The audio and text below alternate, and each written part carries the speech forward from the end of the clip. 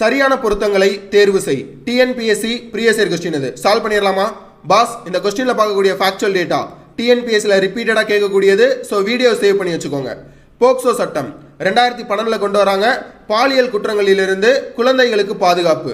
குழந்தைகள் என்பது ஆண் பெண் இருபாலரையும் குறிக்கும். குழந்தைகளுக்கான உதவி மைய எண் 1098. மத்திய அரசு இந்து வாரிசு உரிமை திருத்த சட்டம் 2005 கொண்டு வராங்க. மத்திய அரசுன்ற வார்த்தை ரொம்ப ரொம்ப முக்கியம் பாஸ்.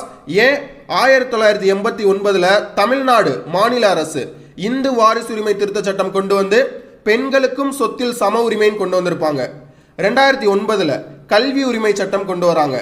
86வது அரசியல் அமைப்பு சட்ட திருத்தம் 2002 கொண்டு வந்து இந்திய அரசியல் அமைப்புல அடிப்படை உரிமையில ஆர்டிகல் 21A சேர்க்கப்பட்டது.